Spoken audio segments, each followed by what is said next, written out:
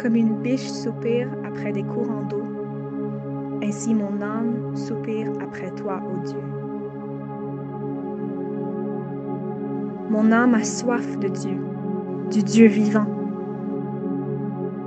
Quand irai-je et paraîtrai-je devant la face de Dieu? Mes larmes sont ma nourriture jour et nuit, pendant qu'on me dit sans cesse « Où est ton Dieu ?» Je me rappelle avec effusion de cœur quand je marchais entouré de la foule et que je m'avançais à sa tête vers la maison de Dieu. Au milieu des cris de joie et des actions de grâce d'une multitude en fête. Pourquoi t'abattu, mon âme, et gémis-tu au-dedans de moi? Espère en Dieu, car je le louerai encore. Il est mon salut et mon Dieu. Mon âme est abattue au-dedans de moi. Aussi c'est à toi que je pense, depuis le pays du Jourdain, depuis l'Hermon, depuis la montagne de Mitiar. Un flot appelle un autre flot au bruit de tes ondées. Toutes tes vagues et tous tes flots passent sur moi. Le jour, l'Éternel m'accordait sa grâce. La nuit, je chantais ses louanges. J'adressais une prière au Dieu de ma vie. Je dis à Dieu, mon rocher, « Pourquoi m'oublies-tu? Pourquoi dois-je marcher dans la tristesse sous l'oppression de l'ennemi? Et gémis-tu au-dedans de moi? Espère en Dieu, car je le louerai encore. Il est mon salut et mon Dieu. »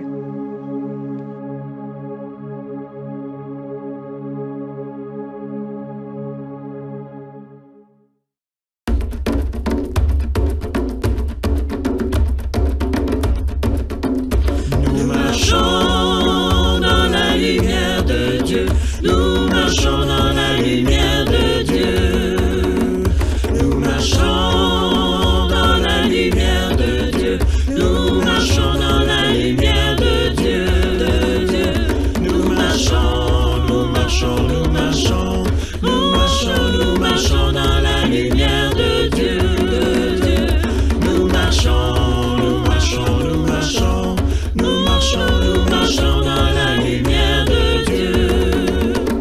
We are marching in the light of God. We are marching in the light of God.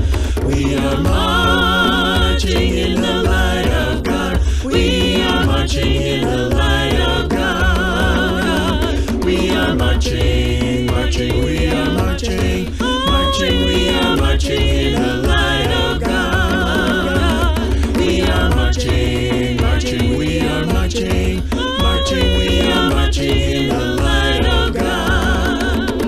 Andamos en la luz de Dios, andamos en la luz de Dios, andamos en la luz de Dios, andamos en la luz de Dios, Dios, andamos, andamos, andamos, andamos, andamos en la luz de Dios, Dios, andamos, andamos, andamos, andamos, andamos en la luz de Dios.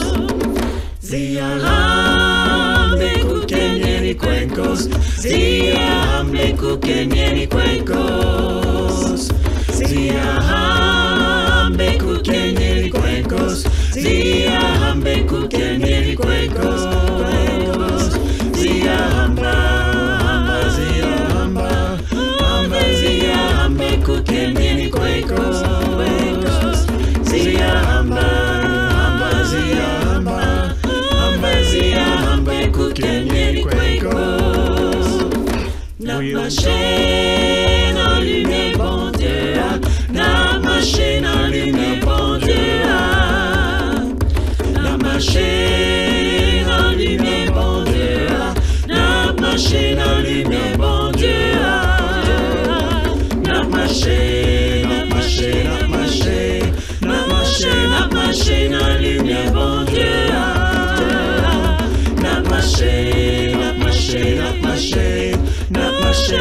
marché dans la lumière, bon Dieu. Nous marchons dans la lumière de Dieu. Nous marchons dans la lumière de Dieu. Nous marchons dans la lumière de Dieu. Nous marchons dans la lumière de Dieu. Nous marchons, nous marchons, nous marchons. Nous marchons, nous marchons dans la lumière de Dieu. Nous marchons, nous marchons, nous marchons.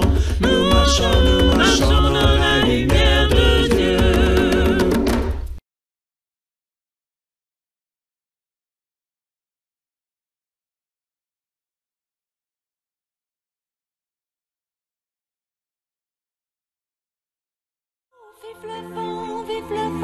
Vive le vent d'hiver qui s'en va, sifflant, soufflant dans les grands sapins verts. Oh, vive le temps, vive le temps, vive le temps d'hiver. Boule de neige et jour de l'an et bonne année grand-mère. Joyeux, joyeux Noël. Bon matin à tous et bienvenue à notre service en ligne. Donc, nous sommes une communauté chrétienne et nous cherchons à servir Dieu en le louant, en marchant selon sa parole, en s'aimant les uns les autres, en servant notre communauté. Donc, nous sommes heureux de vous accueillir avec nous. Comme vous le savez, dans quelques jours, nous allons célébrer Noël. Il y en a plusieurs qui pensent que Noël, c'est une fête mondaine, que Jésus n'était pas né le 25 décembre en réalité. Donc, et qu'on ne devrait pas célébrer Noël. Pour moi, il est vrai qu'on ne peut pas ignorer le caractère mercantile que le monde donne à cette belle fête, surtout avec l'emphase sur les achats, les cadeaux. Mais pour moi, c'est une bonne chose de célébrer Noël, à mesure qu'on mette davantage l'emphase sur Jésus. C'est une fête qui nous rappelle du plus grand de tous les cadeaux, qui est la venue de Jésus dans le monde. Pour moi, Noël a toujours été un temps magique. Je me rappelle quand j'étais enfant, tout ce qui accompagnait Noël, le beau sapin, les cantiques de Noël, les lanternes dans les rues la nuit, les visites, la visite de parents, d'amis, les réveillons où on mangeait la dinde qu'on avait acheté plusieurs semaines à l'avance pour bien l'engraisser. Donc, ça a toujours été un temps magnifique pour moi et pour ma famille. Mais on sait que ce n'est pas tout le monde qui anticipe Noël avec joie. Pour certains, c'est une période de l'année où ils se retrouvent seuls, donc sans famille, et c'est particulièrement très difficile. Donc, en temps normal, c'est un temps qu'on va passer avec les membres de la famille, mais cette année, c'est encore plus particulier parce qu'avec la pandémie, on sait que ce ne sera pas possible. En plus de la pandémie, on sait que c'est une année qui a été extrêmement difficile pour plusieurs. Je sais qu'il y a des familles dans l'Église qui ont beaucoup souffert cette année. C'est triste, c'est décourageant. Il y en a qui ont vu leurs enfants souffrir. Il y en a qui ont perdu des proches. Mes 2 enfants ont perdu leur grand-père en début d'année dû au COVID. Je me rappelle lors d'une rencontre de staff, on priait pour une famille en Italie, des amis proches des Dupont, dont leur fils de 19 ans luttait avec un cancer très agressif. Donc ça a été une année, comme j'ai dit, de peine, de douleur, de difficultés pour plusieurs membres de l'Église. Donc j'espère que ce temps que nous allons passer ensemble ce matin, que la parole va vous amener un encouragement, que la parole va vous réconforter. Donc, je vous invite à vous joindre à moi. Prions ensemble. Seigneur, nous te remercions pour ta grâce et ta miséricorde. Nous te remercions de nous avoir assistés tout le long de l'année, malgré les défis que nous avons vécus, malgré les peines et les douleurs. Nous sommes tes enfants et nous savons que nous pouvons toujours nous tourner vers toi et que tu es là pour nous accueillir. Comme David le dit, tu es notre rocher fortifié. Merci pour ta miséricorde éternelle. Continue de nous soutenir. Et nous te prions ainsi au nom de Jésus. Amen. Donc, le message ce matin, je vais vous parler du premier Noël. Okay? Le Noël que Marie, la maman de Jésus, et Joseph, son père adoptif, ont expérimenté. Je vous avertis que c'est un Noël très différent de ce à quoi nous sommes habitués. Donc, peut-être que ça va vous amener un encouragement. Donc, souvent, lorsqu'on pense à Noël, on pense à la petite crèche, l'enfant Jésus, entouré des animaux dans la mangeoire. On pense aux mages, les rois mages qui présentent leur offrande d'orgue, d'encens et de myrrhe. Donc, c'est une scène, on se met à l'idée que c'est une scène paisible, une scène idyllique. Et pourtant, lorsqu'on lit le récit de la naissance de Jésus, on réalise que ce n'est pas du tout ce que c'était. Donc, regardons quelques passages qui vont dépeindre une toute autre scène pour nous par rapport au premier Noël. Donc, on commence dans Matthieu chapitre 1er, on va lire les versets 18 à 25. Matthieu 1er, 18 à 25. Voici de quelle manière arriva la naissance de Jésus-Christ. Marie, sa mère, ayant été fiancée à Joseph, se trouva enceinte par la vertu du Saint-Esprit avant qu'ils eussent habité ensemble. Joseph, son époux, qui était un homme de bien et qui ne voulait pas la diffamer, se proposa de rompre secrètement avec elle.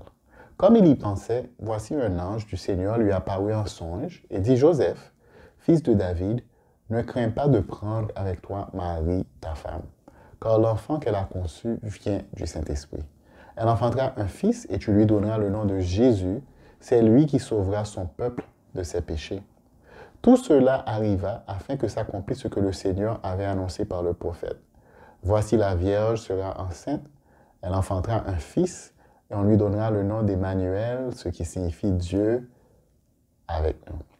Joseph s'étant réveillé, fit ce que l'ange du Seigneur lui avait ordonné et il prit sa femme avec lui.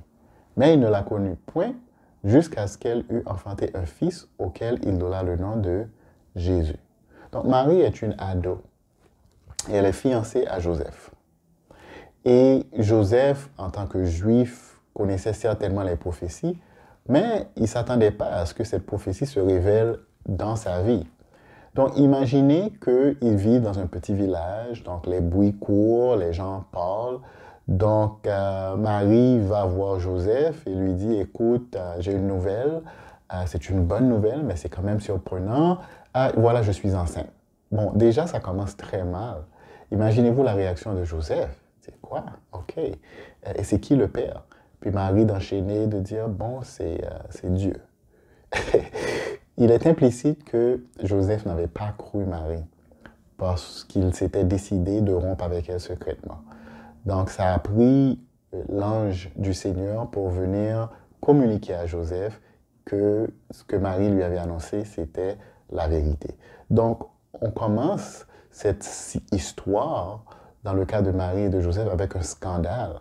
Donc, c'est comme ça qu'ils commencent leur vie. Ils commencent leur vie ensemble avec un scandale. On continue la lecture dans Luc chapitre 2, au verset 1er. En ce temps-là, parut un édit de César Auguste, ordonnant un recensement de toute la terre. Ce premier recensement eut lieu pendant que Quirinus était gouverneur de Syrie. Tous allaient se faire inscrire chacun dans sa ville.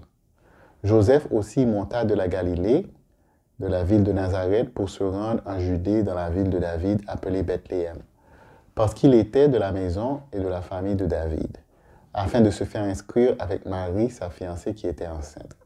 Pendant qu'ils étaient là, le temps où Marie devait accoucher arriva. Et elle enfanta son premier fils. Elle enfanta son fils premier-né, elle l'émaillota et le coucha dans une crèche, parce qu'il n'y avait pas de place pour eux dans l'hôtellerie. Donc, à cause d'un recensement, en fait, les Romains gouvernaient la Judée et ils ordonnèrent que toute la population aille dans leur ville ancestrale pour se faire recenser. Donc, le but de ça, c'était vraiment pour augmenter les impôts. Donc, c'était un peuple déjà appauvri, opprimé par les Romains, donc ce n'est pas une bonne nouvelle. Donc, ils veulent augmenter les impôts pour appauvrir davantage le peuple et s'enrichir. Donc, imaginez-vous, Marie est enceinte, et elle doit, à Dodane, aller de Nazareth jusqu'à Bethléem. Donc, ici, on parle de 130 km. Donc, 130 km à Dodane pendant qu'elle était enceinte. Donc, un long voyage un long voyage. Ensuite, qu'est-ce qu'on voit? On voit que Marie accouche dans une étable. Elle est loin de sa famille. Elle connaît personne, peut-être avec la famille de Joseph. Il n'y a pas de sage-femme. Il n'y a pas de place dans l'hôtellerie pour elle.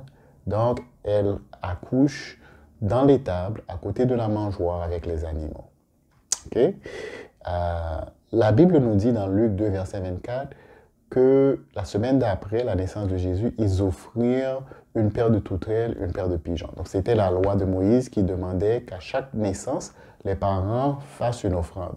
Donc, une paire de tourterelles, une paire de pigeons était réservée pour les familles très pauvres parce qu'ils ne pouvaient pas offrir un agneau. Donc, ici, ça nous montre que la famille de Jésus était très pauvre. OK? On continue la lecture dans Matthieu 2, 13 à 14. Lorsqu'ils furent partis, voici un ange du Seigneur apparut en songe à Joseph et dit, « Lève-toi, prends le petit enfant et sa mère, fuis en Égypte et reste y jusqu'à ce que je te parle, car Hérode cherchera le petit enfant pour le faire périr. » Joseph se leva, prit de nuit le petit enfant et sa mère et se retira en Égypte. Alors Hérode, voyant qu'il avait été joué par les mages, se mit dans une grande colère et il envoya tuer les enfants de 2 ans et au-dessous qui étaient à Bethléem et dans tout son territoire, selon la date dont il s'était soigneusement enquis auprès des mages. Donc, ici, le contexte, c'est que les mages viennent de l'Orient, on ne sait pas de quel pays. Il y a certains qui pensent qu'ils étaient de la Jordanie. Et ils vont voir Hérode pour lui annoncer qu'un nouveau roi est né. Donc, ça met Hérode dans une grande colère et dans une grande inquiétude. Donc, Hérode cherche à faire périr Jésus. Donc, un ange vient avertir Joseph des intentions d'Hérode. Maintenant, Joseph prend sa femme, qui vient d'accoucher, avec son fils adoptif, en bas de 2 ans, sur une bête de sang, un âne probablement. Ils entreprennent le voyage de 480 km de Bethléem en Égypte. On ne peut pas dire que c'est des années faciles pour Joseph et Marie et pour l'enfant Jésus. Donc, c'est très, très, très pénible pour eux. Donc, d'après vous, comment Marie et Joseph célébrèrent-ils la naissance de Jésus d'année en année? En pensant aux événements autour de la naissance de Jésus, quels sentiments eurent-ils? Donc, c'est important de comprendre que pour eux, leur expérience de Noël était très différente de la nôtre. Mais je pense qu'il y a un message. En fait, il y a 2 messages principaux que cette histoire de Noël nous communique. Premièrement, c'est que Dieu est avec nous. Le nom que l'ange a dit de donner à Jésus, c'est Emmanuel, qui en hébreu veut dire Dieu est avec nous. À Noël, on échange des cadeaux pour montrer son appréciation, son amour les uns envers les autres. Donc, le premier Noël, Dieu nous donne le plus grand cadeau de tous les temps. Pour nous montrer son amour, il nous donne sa présence. Dans Matthieu 1, verset 23, on va relire, le Seigneur dit, « Voici la Vierge sera enceinte, elle enfantera un fils et on lui donnera le nom d'Emmanuel, ce qui signifie Dieu est avec nous. » Réalisons que Dieu aurait pu choisir n'importe quelle autre condition autour de la naissance de Jésus. Dieu est le maître de l'univers, tout lui appartient. Donc Jésus aurait pu naître dans un palais à Rome, entouré des meilleurs médecins et des sages-femmes de l'époque. Il aurait pu naître dans une salle très confortable. Mais par contre, Dieu choisit son propre fils de lui faire naître dans une étable. Puis je pense que ce n'est pas par accident, c'est très, très intentionnel.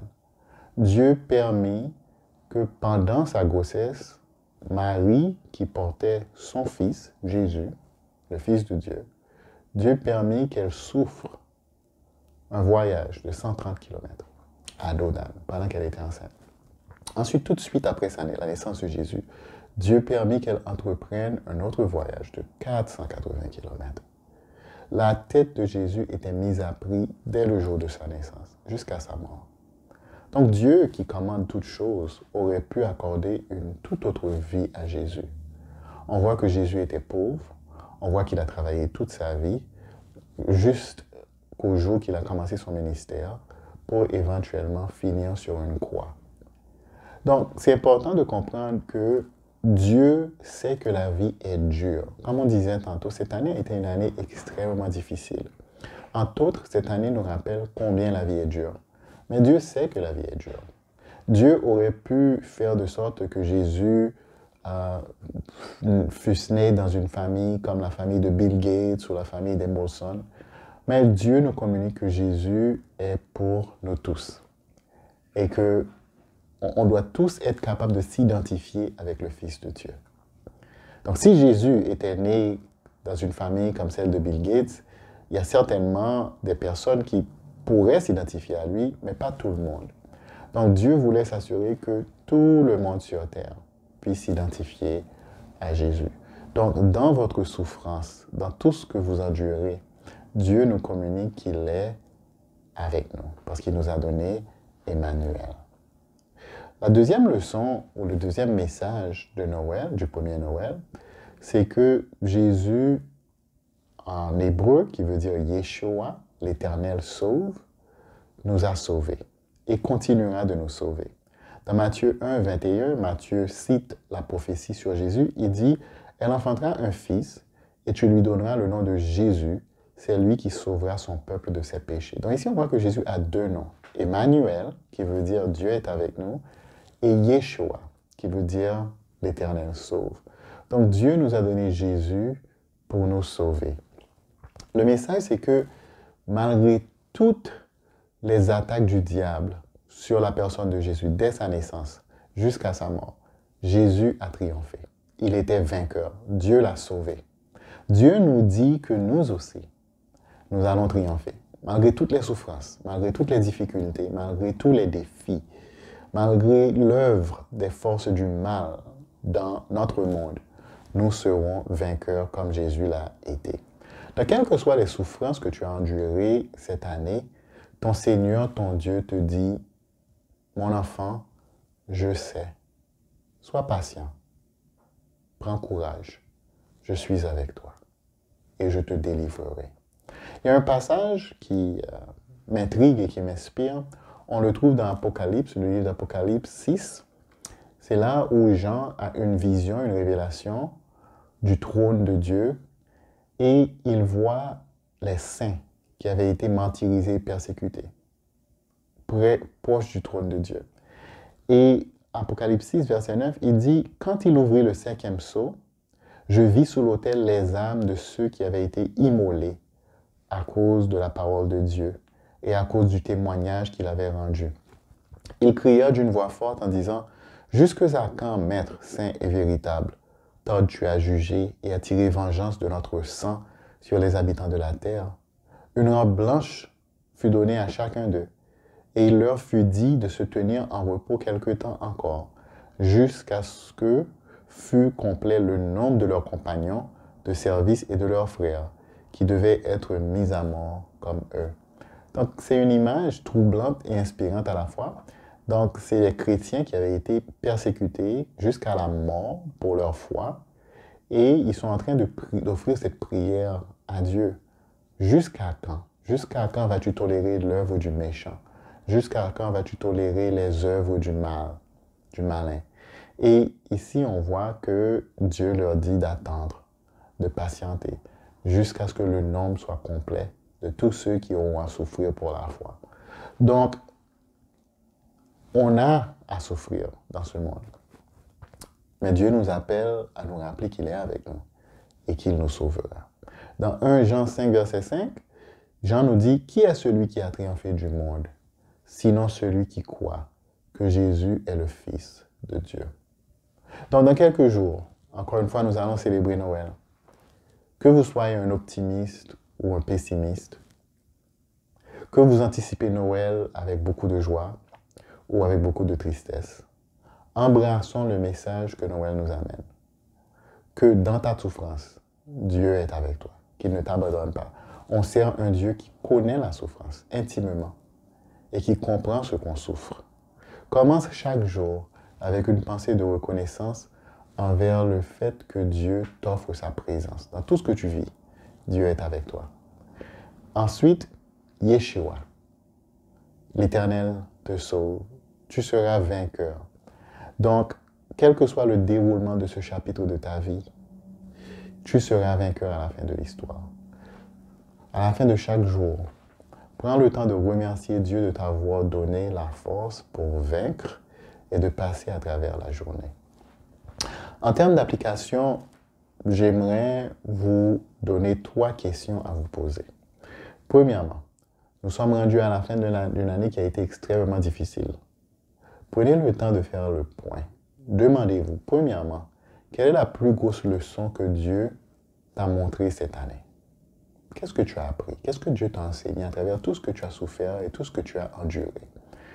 Pour moi, je dirais que l'une des plus grosses leçons, c'est l'importance d'être patient. On est fragile, on est brisé, on est faible. C'est important d'être patient avec les autres. Donc, il y a plusieurs personnes avec qui j'ai eu des interactions, soit des études bibliques, soit des temps de formation. Et Dieu m'a fait réaliser l'importance d'être patient avec les gens. Il y a eu le baptême de Stephen Akwete récemment et j'ai pu participer au calcul de dépenses avec Stephen, Anthony, son papa Pierry et Alex Masson. Et on parlait de comment ça fait longtemps que Stephen étudiait la Bible et comment Alex et Anthony et Ruben ont fait preuve de patience avec lui jusqu'à ce qu'ils puissent développer le cœur. Ils auraient pu abandonner, ils auraient pu dire « Ah, écoute, tu n'es pas sérieux, tu ne prends pas au sérieux », mais ils étaient patients avec lui jusqu'à ce que sa foi puisse mûrir. Donc, pour moi, c'est une des plus grandes leçons que Dieu m'a enseignées cette année, l'importance d'être patient. Qu'est-ce que Dieu t'a montré cette année? Quelle leçon t'a-t-il enseigné? Deuxième question, quel est un objectif que tu te donnes pour l'année prochaine? Quel est un objectif que tu te donnes pour l'année prochaine? On va vous envoyer un sondage de discipline spirituelle. Et j'aimerais encourager tous les membres de l'Église de prendre ce sondage parce que ce sondage va vous indiquer un niveau de spiritualité dans votre vie par rapport aux disciplines spirituelles. Donc, je vous conseille de prendre ce sondage une fois que vous le recevez et gardez vos résultats et prenez-le encore à la fin de 2021. Puis là, vous allez pouvoir faire une comparaison de voir comment vous avez grandi en 2021. Donc, donnez-vous des objectifs spécifiques. Donc, la troisième question, c'est quelle est une chose que tu anticipes l'année prochaine? Une chose que tu anticipes en 2021.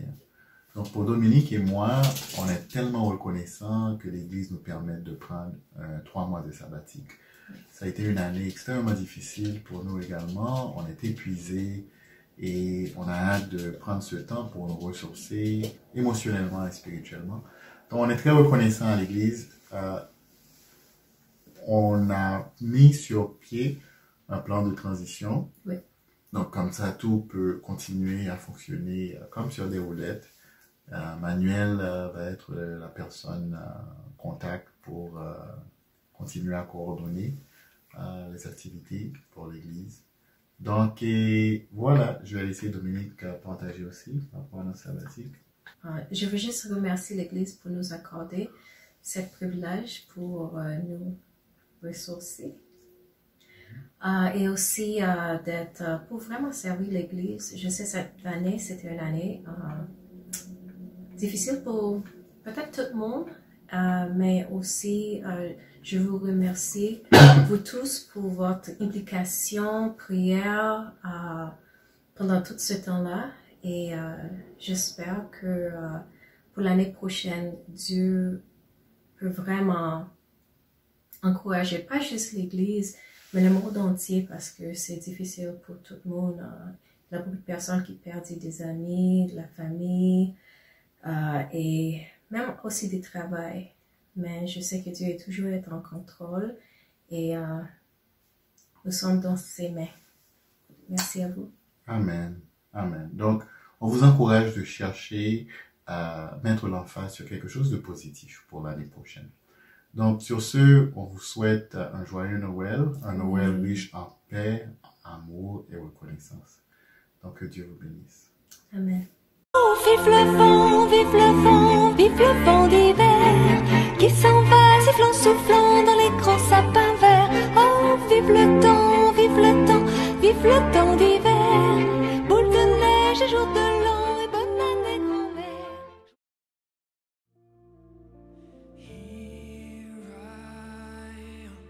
Tout simplement, je viens dire que je suis très fier d'avoir étudié à la Bible avec toi, Steven.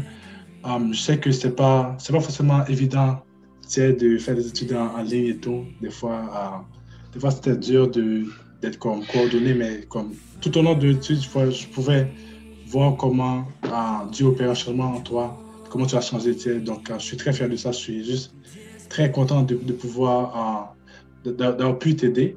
Puis j'ai hâte de voir comment est-ce que tu vas évoluer dans ta vie spirituelle. Ouais, moi, c'est un peu dans la même veine que Robert, juste le fait que tu as été tellement honnête avec nous. Ça aurait été très facile, juste en ligne, on ne se voyait pas très souvent, d'un peu nous cacher ce qui se passe vraiment dans ta vie. Mais que tu as toujours été honnête avec nous, tu nous as toujours montré ce qui allait dans ta vie. C'est super inspirant de voir tes efforts, même c'est à travers le fait qu'encore une fois, on ne se voyait pas. Ça aurait été encore plus difficile pour toi que cela aurait été pour nous. Et j'admire tellement ta persévérance. Moi, Steven, on s'est parlé hier, puis je t'ai dit qu'est-ce que je pensais déjà. Pour moi, la chose que je suis le plus fier, c'est la progression dans comment tu rends ta relation avec Dieu personnelle. Au début, Dieu, c'était une information, et c'était une chose que tu voulais, mais que tu ne comprenais pas, puis tu ne comprenais pas pourquoi tu le voulais. Puis de voir qu'à travers les mois, le plus que tu lis la Bible, le plus que tu t'en tires des leçons pratiques, le plus que ça transforme ta façon de vivre, puis le plus que tu apprécies ta relation avec Dieu. Et pour moi, ça, c'est ce qu'on veut tous pour nous-mêmes, mais c'est aussi ce qu'on souhaite avec tous les gens avec qui on étudie la Bible. Pour moi, je suis vraiment fier, puis j'ai vraiment hâte de voir ce que tu vas faire. Avant, c'était ton frère, le plus sage. Je suis plus sûr. Amen. Steven, ça a été vraiment une joie pour moi de pouvoir diriger les études avec toi. Comme je te le dis souvent, je me voyais moi-même en toi. Lorsque j'étais jeune, je pouvais voir à quel point j'étais timide et tout ça, mais juste de voir ton évolution et de voir comment tu as pu laisser Dieu entrer dans ta vie et vraiment chercher Dieu. Pas parce que tes parents étaient chrétiens, mais tu voulais vraiment cette relation avec lui, découvrir qui il était. Et ce que j'ai apprécié de toi aussi, c'est ton obéissance par rapport à la parole de Dieu. Lorsqu'on te disait vraiment il y a des choses à corriger, ben, tu y allais et puis aussitôt tu le faisais et tu changeais et tu essayais de changer et tu mettais tous tes efforts afin de plaire à Dieu. Donc c'est ça que j'ai aimé chez toi et je suis convaincu que Dieu va faire des choses incroyables dans ta vie et que c'est la limite. Donc je suis vraiment content d'avoir pu faire ce cheminement avec toi et on continuera à travailler ensemble et à construire une amitié forte dans la foi. Amen. J'ai pas pensé à quelque chose que réellement je voulais dire, mis à part le fait que je suis fier de toi. Je suis content que tu prennes cette décision, honnêtement. Que tu, juste te voir grandir en maturité et puis juste voir notre relation évoluer. Du fait que tu vas devenir mon frère de nouveau encore. On est déjà frères, mais tu vas être mon frère 2 fois. Ça, c'est juste, moi, je suis juste content et puis j'ai juste hâte que tu penches. Moi, c'est juste ça que je veux partager. Steven, félicitations. Je suis contente pour toi parce que voilà, tu fais un pas de plus, tu es en train de grandir et tout. Et tu vas vraiment comme découvrir une aventure avec Dieu, tu vas développer ta relation avec lui. Je te souhaite vraiment cela. Donc, j'ai hâte à ce que tu te baptises et puis que tu rejoignes la famille spirituelle. Bienvenue. Est-ce que c'est moi? Ok. Steven. C'est vrai que quand Junior parlait, il parlait du fait que votre relation a évolué. C'est vrai, je me rappelle à un moment où vous étiez tout le temps en train de discuter tous les deux. Je ne savais plus qu'est-ce que j'allais faire, mais bon, Ces derniers mois, c'est vrai, j'ai toujours admiré ton caractère, Steven. Mais ces derniers mois, j'ai vu que tu faisais des efforts pour vraiment t'améliorer, pour être plus serviable, pour être à l'écoute lorsqu'on te demande quelque chose. Donc, moi, pour moi, c'est... et je disais tout à l'heure que j'ai pleuré pendant les 2 premiers baptêmes de mes 2 premiers enfants. J'ai dit, je ne pleure pas au 3e parce que c'est la finalité. Ça veut dire, pour moi, je vois ça comme, enfin, je finis par accoucher la totalité. Il y aura plus. Mais je suis tellement contente pour toi. Je sais que tu vas faire des grandes choses pour Dieu. Ça, c'est sûr. Et bien sûr, j'ai hâte de te voir dans ma cité aussi. Donc, je t'aime. Amen. Steven, moi aussi, comme maman le dit, pour nous, c'est un peu les paroles de Josué sont en train de devenir vraies de notre vie. Moi et ma famille, nous servirons l'Éternel. Et c'est en train de s'accomplir avec ton baptême aujourd'hui, ta décision de suivre Jésus. Et effectivement, je suis fier de toi parce que je t'ai vu évoluer. Je me souviens, il y a quelques années de cela encore, où tu disais, oh non, tu ne sais pas si tu vas devenir chrétien. Oh boy, on s'est mis à prier quand même. On s'est mis à prier. Vraiment, Dieu a travaillé. Et j'ai utilisé Anthony, Robert, Alex, tous ceux qui ont travaillé avec toi à l'église pour t'amener à faire ton propre chemin, à faire tes propres choix. Et je suis vraiment fier de cela. C'est pas évident. Mais franchement, tu m'as beaucoup impressionné, surtout quand on priait les matins et que quand je disais que oui, ton cousin a un problème ici, tu te mettais à prier pour lui, tu priais pour Isaac, d'autres personnes aussi. Donc, franchement, je suis vraiment fier de toi et je sais que tu vas faire des grandes choses avec toi.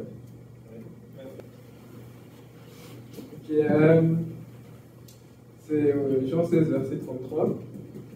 Je vous ai dit ces choses afin que vous ayez la paix en moi. Vous aurez des tribulations dans le monde, mais prenez courage, j'ai vaincu le monde. Amen.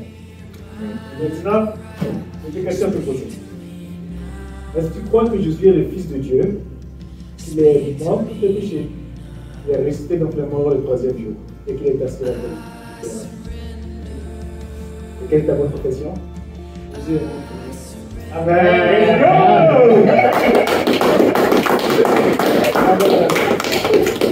Grâce à ta bonne confession, je peux maintenant tout baptiser. Donc, tu as du Saint-Esprit pour le pardon de tous tes péchés, et tu vas recevoir les autres Saint-Esprit.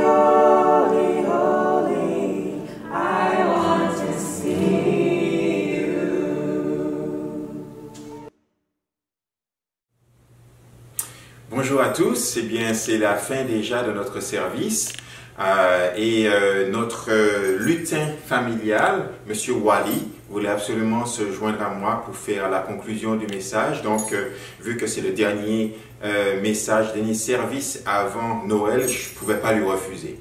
Donc, j'espère que vous avez apprécié le message de Stanley. Moi, j'ai beaucoup aimé la remise en contexte.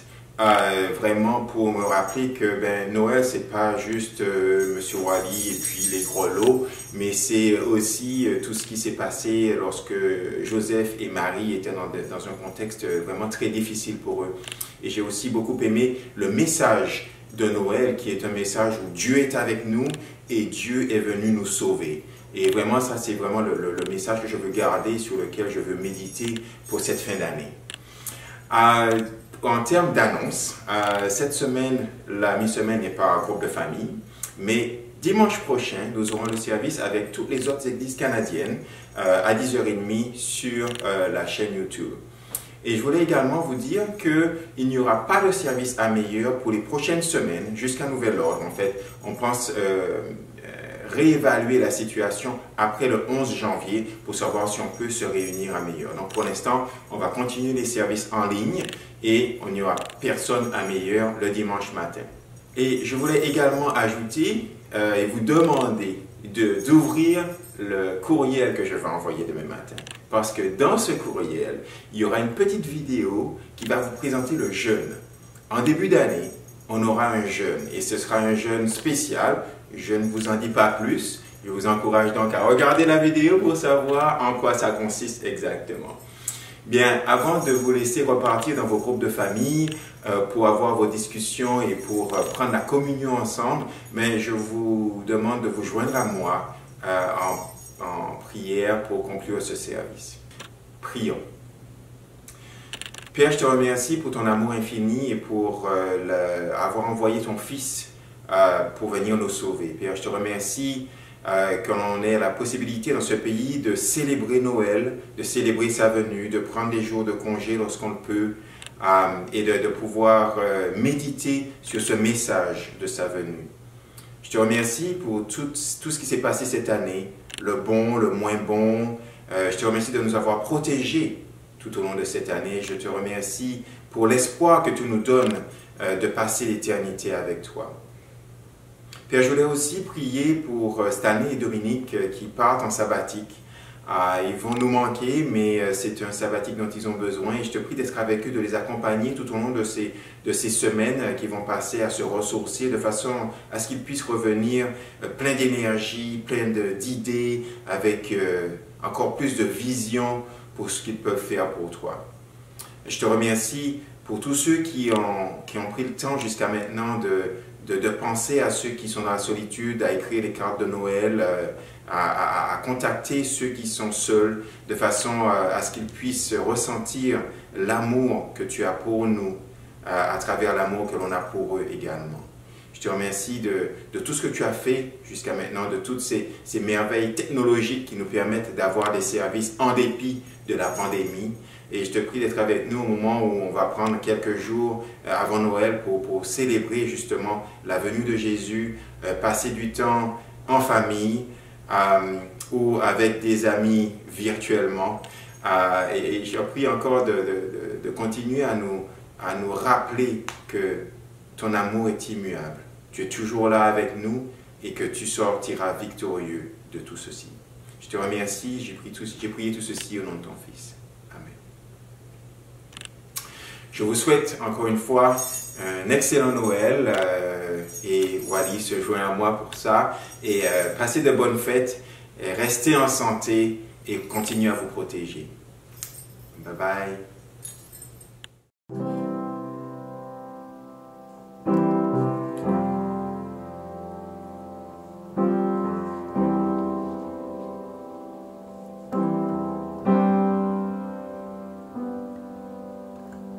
Dieu te bénit et te garde, rayonne sur toi et t'accorde sa grâce. Ton Dieu se tourne vers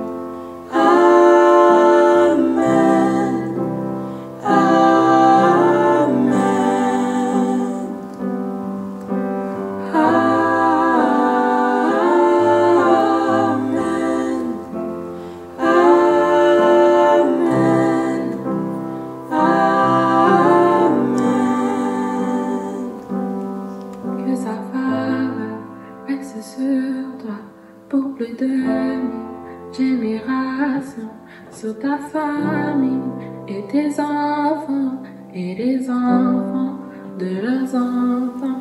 Que sa faveur reste sur toi pour plus de 1000 générations. Sur ta famille et tes enfants et les enfants de leurs enfants. Que sa faveur reste sur toi pour plus de 1000 générations. Sur ta famille et tes enfants et les enfants de leurs enfants. Que sa faveur reste sur toi pour plus de 1000 générations. Sur ta famille et tes enfants et les enfants de leurs enfants. Que sa présence t'environne là avec toi, à tes côtés, qu'il t'inonde et t'entoure. Il est pour toi, il est pour toi, dès le matin jusqu'au coucher, à chaque pas, veillant sur toi, dans les larmes et dans la joie. Il est pour toi, il est pour toi, il est pour toi, il est pour toi, il est pour toi, il est pour toi, dans les larmes